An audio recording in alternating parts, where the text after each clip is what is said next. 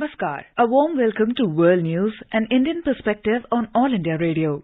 This is Renuka, and with me is Abhineet Shukla, bringing glimpses of the major developments of the day from across the globe. Over the next half an hour, we shall bring you the latest from the world of politics, economy, sports, entertainment, and more. The headlines. In United States, rescuers search for survivors after devastating tornadoes tear through several states. At least 100 people feared dead. Russian President Putin and US President Biden agreed to hold more talks despite disagreement, says Kremlin. Prime Minister Narendra Modi says today's New India strives for resolving problems and does not avoid them. India's Defence Minister Rajnath Singh inaugurates Swarnim Vijay Parv at India Gate to mark India's victory in 1971 war. Dibrugarh Regional Centre of ICMR in Assam prepares a kit detecting Omicron variant within 2 hours. And in rowing, India ends Asian Championship with a total of 6 medals, including 2 gold and 4 silver. As India marches towards administering 150 crore vaccine doses against COVID-19, news about the fresh corona variants is also causing concern. In this situation, we appeal to our listeners to get fully vaccinated at the earliest and also help others get vaccinated. Please follow these 3 simple steps. Wear a face mask, maintain 2 gaz ki duri for social distancing, and focus on hand and face hygiene. For any COVID-related information and guidance, contact the national helpline numbers 011 2397 8046 and 1075. And now the news in detail. In the United States, a desperate search for survivors is underway in 6 states devastated by powerful tornadoes that is feared to have left at least 100 people dead. Dozens of more people are missing and entire towns were destroyed on Friday when about 30 tornadoes struck Kentucky, Arkansas, Tennessee, Missouri, and Illinois states of the United States. President Joe Biden has declared a disaster in Kentucky, which is the worst affected state. More than 70 people have died in Kentucky, including dozens in a candle factory. 40 people have been rescued from the collapsed candle factory in Mayfield, but 60 more remain missing. Tens of thousands of people in the state remain without power and water. Tornadoes also collapsed an Amazon warehouse at Edwardsville in Illinois, killing 6 people. Amazon founder Jeff Bezos said he was heartbroken over the loss of his teammates. Russian President Vladimir Putin and his US counterpart Joe Biden have agreed to hold more talks amid tensions over Russian troop building up near Ukraine. The Kremlin said on Sunday that both leaders had agreed to hold more talks during a video call on 7th of this month, which focused on East-West relations, which have sunk to their lowest level since the end of Cold War and are currently strained by the Russian troop buildup near Ukraine. Mr. Biden used that video call to warn Mr. Putin that the West would impose strong economic and other measures on Russia if it invades Ukraine, while the Russian president has demanded guarantees that NATO will not expand further eastwards. In a video released on state TV, Kremlin spokesman Dmitry Peskov said that apart from further NATO expansion eastwards, Russia has said it does not want certain offensive weapons deployed in countries that border it, such as Ukraine. The Kremlin spokesman said Mr. Putin on December the 7th told Mr. Biden that Russian troops were on Russian territory and did not pose a threat to anyone. He said the 2 leaders had agreed to hold another round of talks, maybe by video link, a format that 2 presidents liked. The group of 7 richest democracies have sought to dissuade Russia from invading Ukraine, putting on a united front to warn of dire consequences for any incursion. The group also urged Moscow to return to the negotiating table. Led by British Foreign Minister Liz Truss, US Secretary of State Antony Blinken, the European Union and foreign ministers from France, Italy, Germany, Japan and Canada met in the northern English city of Liverpool. The G7 meeting comes as the West frets over China's military and economic ambitions, the possibility that talks to prevent Iran pursuing a path to nuclear weapons could fail, and as Russia masses troops on the Ukrainian border. Prime Minister Narendra Modi has said more than 1 lakh depositors have got their money back in the last few days that was stuck for years, amounting to over 1,300 crore rupees. Mr. Modi was addressing a function on depositors first guaranteed time-bound deposit insurance payment up to 5 lakh rupees in New Delhi on Sunday. He stressed that the spirit of Depositors First is very meaningful. आज देश के लिए, banking sector के लिए और देश के करोड़ों बैंक अकाउंट होल्डर्स के लिए बहुत ही महत्वपूर्ण दिन है। बीते कुछ दिनों में 1 लाख से ज्यादा डिपोजिटर्स को बरसों से फंसा हुआ उनका पैसा उनके खाते में जमा हो गया है और ये राशि करीब 1300 करोड़ रुपए से भी ज्यादा है। आज 3 लाख और ऐसे डिपोजिटर्स को बैंकों में फंसा उनका पैसा उनके खाते में जमा होने वाला है, पैसा उनको मिलने वाला है।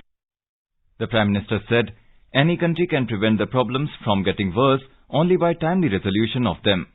He pointed out that earlier there was a tendency to avoid problems, but today's new India strives for resolving problems and does not avoid them. Mr. Modi informed that in India the system of insurance for bank depositors came into being in the 60s. Earlier, out of the amount deposited in the bank, only the amount up to 50,000 rupees was guaranteed, which was later raised to 1 lakh rupees. He said there was no time limit on when this money would be paid. गरीब की चिंता को समझते हुए, मध्यम वर्ग की चिंता को समझते हुए हमने इस राशि को 1 लाख से बढ़ा करके 5 लाख रुपया कर दिया। यानी आज की तारीख में कोई भी बैंक संकट में आता है तो डिपोजिटर्स को, जमाकर्ताओं को 5 लाख रुपये तक तो जरूर वापस मिलेगा। पहले जहां पैसा वापसी की कोई समय सीमा नहीं थी, अब हमारी सरकार ने इसे 90 डेज 90 दिन यानी कि 3 महीने के भीतर ये करना ही होगा, ये कानूनन तय कर लिया। The Prime Minister remarked that banks play a major role in the prosperity of the country, and for the prosperity of the banks, it is equally important for the depositors' money to be safe. Speaking on the occasion, Finance Minister Nirmala Sitharaman said that under the leadership of Prime Minister Narendra Modi, the government has shown a commitment to the depositors. We have shown a commitment to the depositors. Depositors and their interest has been kept high on the agenda. It is shown in various different forms.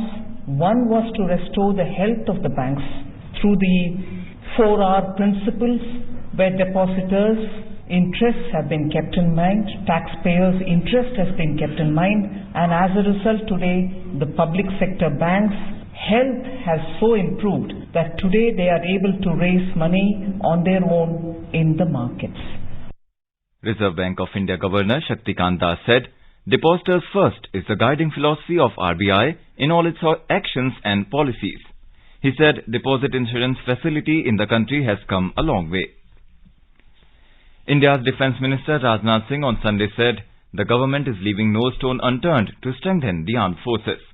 He said the creation of the post of Chief of Defence Staff and Department of Military Affairs are some of the reforms that will cater to the future needs of the armed forces. A report.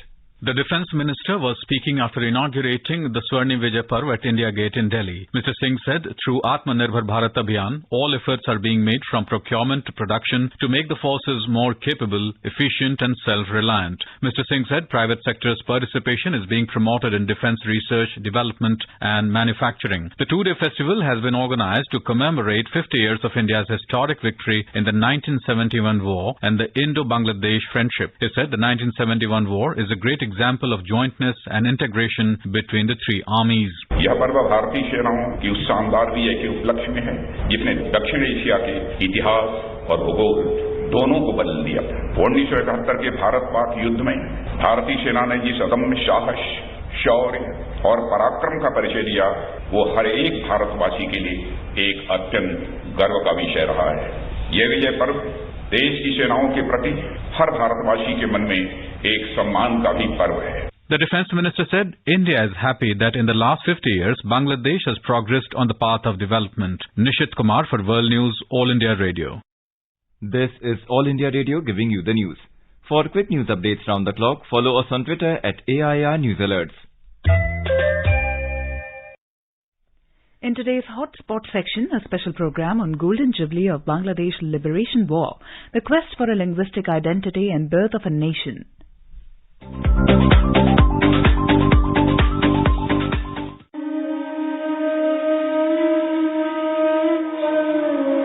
তোমাকে পাওয়ার জন্য হে স্বাধীনতা, তোমাকে পাওয়ার জন্য আর কতবার ভাসতে হবে রক্ত গঙ্গায়, আর কতবার দেখতে হবে Khandava দাহন।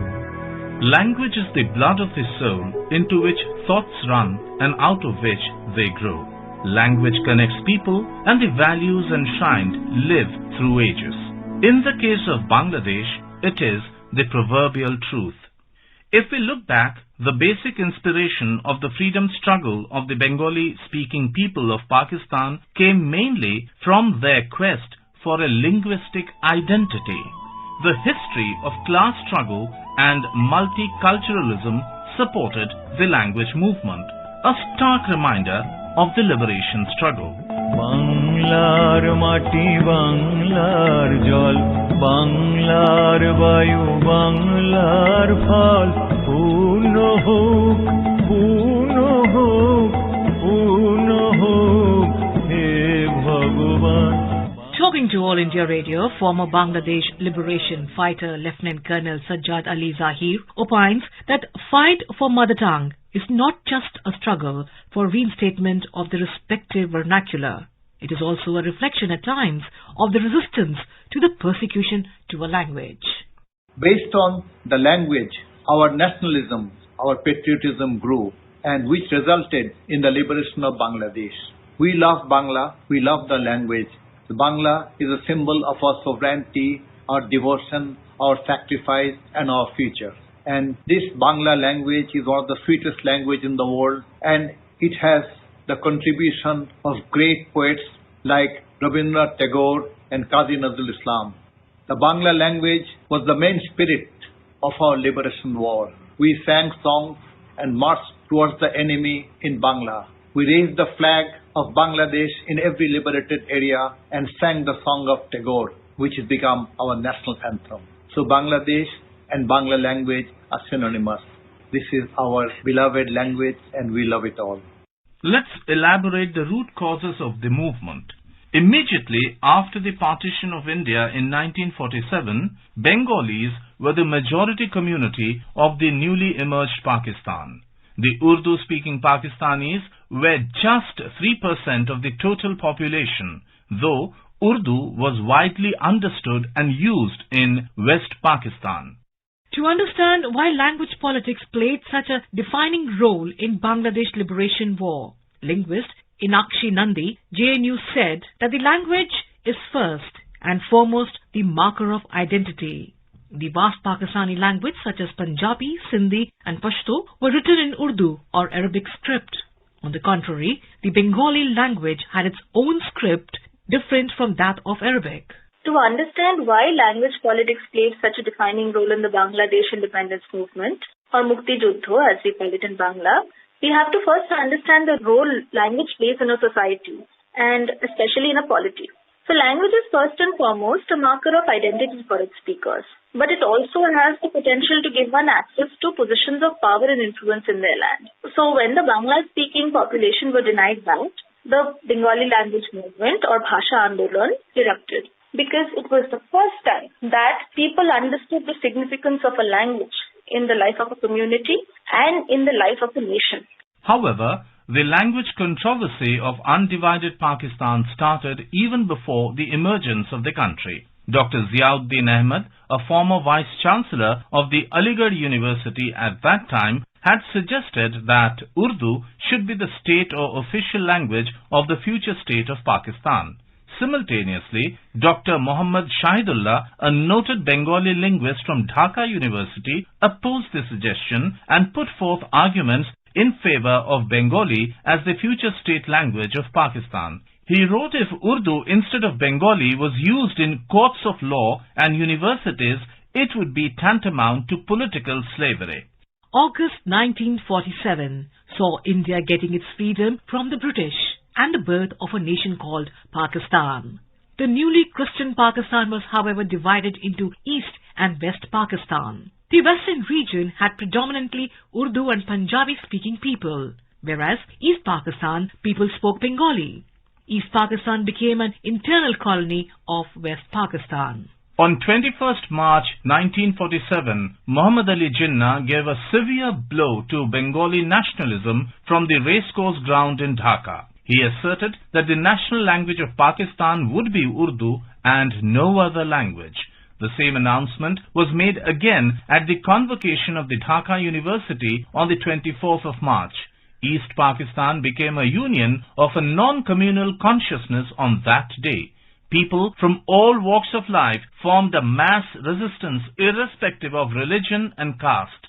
Despite opposition, even within the ruling Muslim League, Urdu was imposed as the national language of East Pakistan.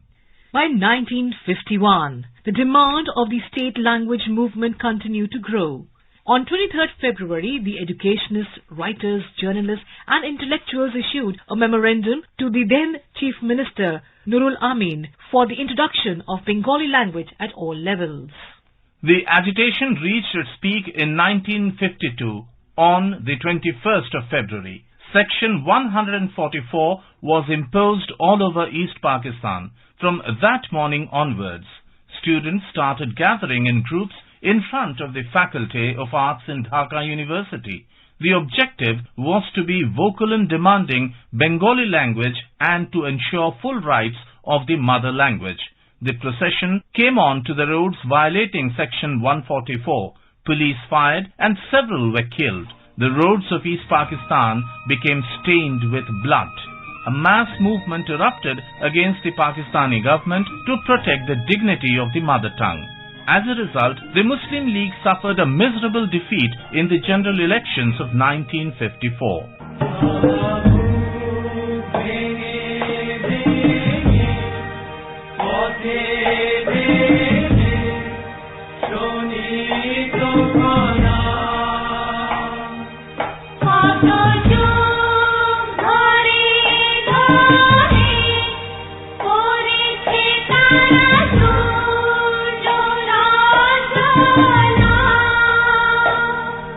Ultimately, the government of Pakistan was compelled to declare Bangla as one of the state languages in the 1956 constitution.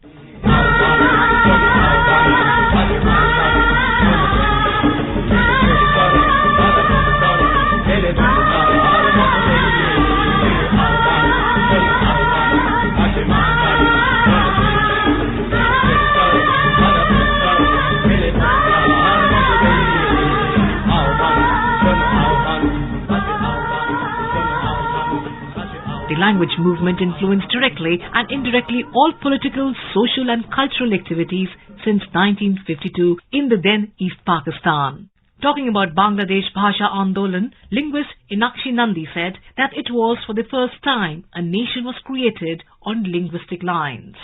The Bangladesh Bhasha Andolan or the independence movement is of course unique because it was possibly the first time that a nation was created along linguistic lines. That language became the rallying point around which the movement developed. So Pakistan pointed to Urdu as the national language. They ignored and neglected the diversity of their own country. And when Urdu became the national language, which means that it became the language of government, the governance, the schools, it became the language around which the identity of the nation was going to be created. That automatically made Bangla native speakers second-class citizens in their own country. It meant that the Bangla speakers would not be able to access positions of power in the government or in many other places which needed you to be fluent in Urdu. And native speakers of Urdu or people in Western Pakistan who had more access to Urdu than Bengalis automatically had a very unfair advantage over them. So the entire movement, Bhasha Andolan, was basically a demand to recognize Bangla as a second official language of Pakistan, which Pakistan didn't want to do because it wanted to create a very unified national identity on the basis of one language. This demand for Bangla as an official language of Pakistan resulted in a lot of violence, a lot of deaths in Dhaka University, and the death of 5 students specifically in 1952 on the 21st of February is the trigger point basically towards this movement. And that day is now memorialized as Mother Language Day, Matri Bhasha Divas in Bangladesh. This movement invoked the self-belief of the people and the nationalistic ideas.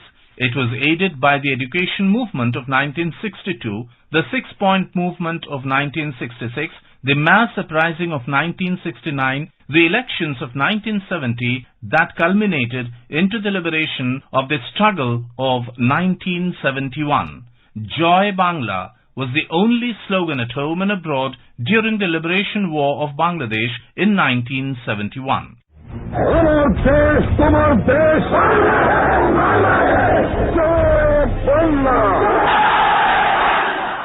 Talking about the significance of Language Martyrs Day, veteran Bangladesh Lieutenant Colonel Sajjad Ali Zahir said, "The people of Bangladesh take immense pride in the language movement and observing 21st February as the Language Martyrs Day long before UNESCO declared it as International Mother Languages Day in 1999.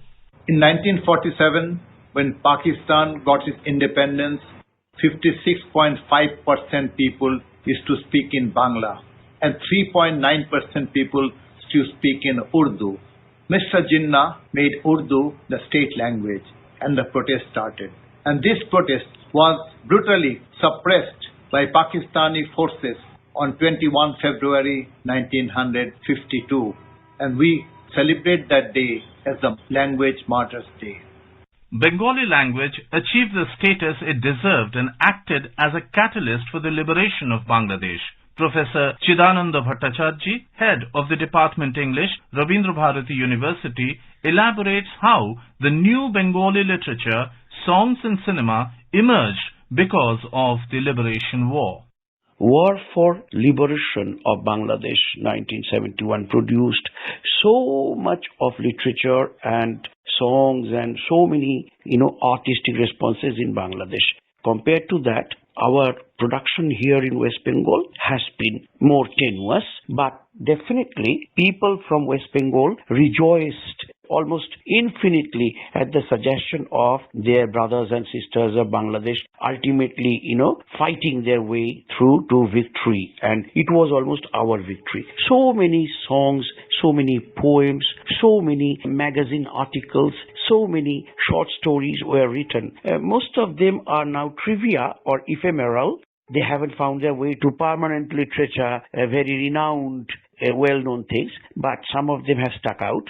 The poems written by Vishnu Dev, Shankar Ghosh, Birendra Chattopadhyay, to name just a few, Sunil Gangopadhyay, Dinesh Das, Kobita Singho, Omiyo Chakraborty, Buddhadev Bosu, even some of them like Tarashankar Bandyopadhyay, those who haven't written much poetry, they also started writing poetry, like Buddhadev Bosu wrote poetry. Achinta Kumar Sengupta, himself son of Noakhali, who came over, or Sunil Gangopadhyay, a son of Faridpur, wrote the famous period novel Purba Paschim, which starts off from the days before independence and goes through the Bangladesh war to the 80s. But while treating the Bangladesh war, he is absolutely careful in his details. And Tarashankar Bandyopadhyay, son of this part of Bengal, writes Ekti Kalo Meyer Kotha, a wonderful, almost a chronicle piece for Bangladesh war. That's how our cup is also full. A tragic tale with a happy ending.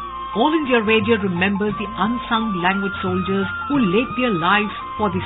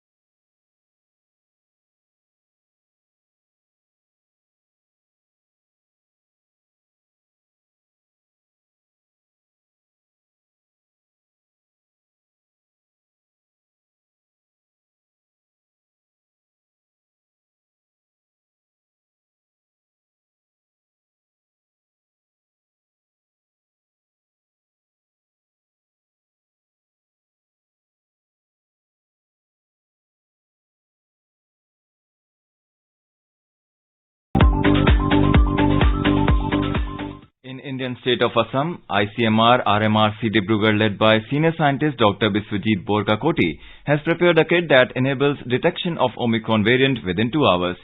This is important because as of now, a minimum of 36 hours is required for targeted sequencing and 4 to 5 days for the whole genome sequencing to detect the variant. Internal validation has shown that the tests are 100% accurate.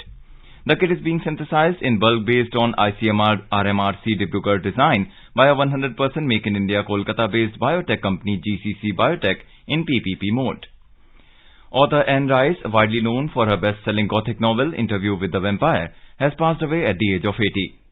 The American writer, who sold more than 150 million books, died last night due to complications resulting from a stroke, her son announced on her Facebook page. Interview with the Vampire was published in 1976 and went on to become a bestseller. It was later adapted into a movie starring Tom Cruise and Brad Pitt in 1994. India drew curtains on the Asian Rowing Championship in Thailand with a total of 6 medals, including 2 gold and 4 silver medals. On the final day on Sunday, senior rower Arvind Singh bagged a gold in the lightweight men's single sculls event, while his compatriots won 3 silver medals. India bagged silver medals in men's lightweight double sculls, men's quadruple sculls, and in men's coxless 4. Arvind Singh, who finished 11th at the Tokyo Olympics along with Arjun Lal Jat in the men's lightweight double sculls, finished first in the field as he got the better of Uzbek and Chinese scullers for the gold medal. In the lightweight men's double sculls, India's Ashish Phogat and Sukhjinder Singh won the silver. In the men's quadruple sculls, India's Bittu Singh, Jakar Khan, Manjeet Kumar and Sukhmeet Singh won silver in a photo finish, losing the gold by 0.523 seconds. In men's coxless 4 finals, India's Jasveer Singh, Puneet Kumar, Gurmeet Singh and Charanjit Singh won the silver. Now let us take a look at the major developments around the world as reported in the foreign press. The Washington Post reports deadly tornadoes leave path of destruction across 6 states. Tolo News says Afghan airline brings Indian aid to Kabul. The Guardian reports record number of children in Britain arrested over terror offences. The Globe and Mail writes Canada Revenue Agency goes offline as a precaution, citing global security vulnerability. Ceylon News says Navy seizes foreign fishing vessel with 250 kg of narcotics. The Wall Street Journal writes US-China frictions undercut efforts to settle global trade disputes. Himalayan Time reports Nepal Congress Central Election Body unveils final list of candidates, 5 competing for president. Sputnik News says US wins appeal to extradite Assange. And now a quick look at the headlines once again. In United States, rescuers search for survivors after devastating tornadoes tear through several states. At least 100 people fear dead. Russian President Putin and US President Biden agreed to hold more talks despite disagreements, says Kremlin. Prime Minister Narendra Modi says today's New India strives for resolving problems and does not avoid them. India's Defence Minister Rajnath Singh inaugurates Swarnim Vijay Parv at India Gate to mark India's victory in 1971 war. Dibrugarh Regional Centre of ICMR in Assam prepares a kit detecting Omicron variant within 2 hours. And in rowing, India ends Asian Championship with a total of 6 medals, including 2 gold and 4 silver. India is celebrating the 152nd birth anniversary of Mahatma Gandhi. Before we end, let us listen to his favourite bhajan, Vaishnavajan, by artists from the Republic of Kenya.